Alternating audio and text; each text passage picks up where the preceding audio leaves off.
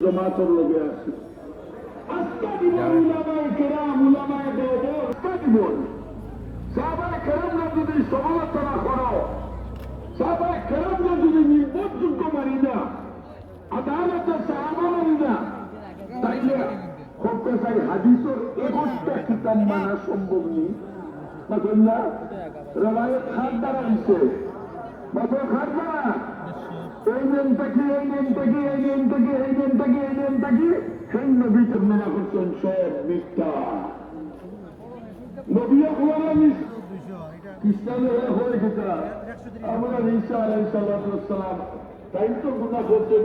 আমরা এখানে আমি কেন করিলাম কত বড় সমাবেশ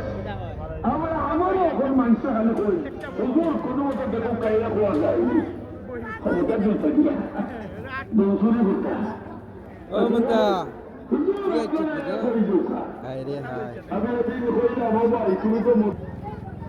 তারপরে গো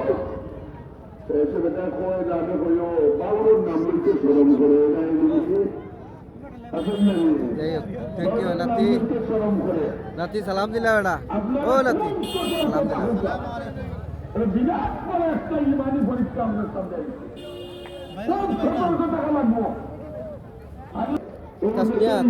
হুকুমত করবা আলহামদুলিল্লাহ আমরা আব্দুল্লাহ ইসলাম আলহামদুলিল্লাহ এই রাষ্ট্রটা ইসলামের হুকুমত অত্যন্ত ভালো লাগলো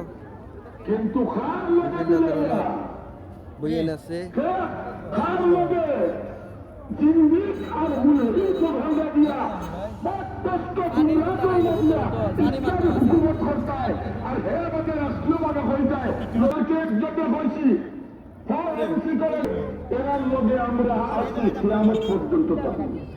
রাজি আছো?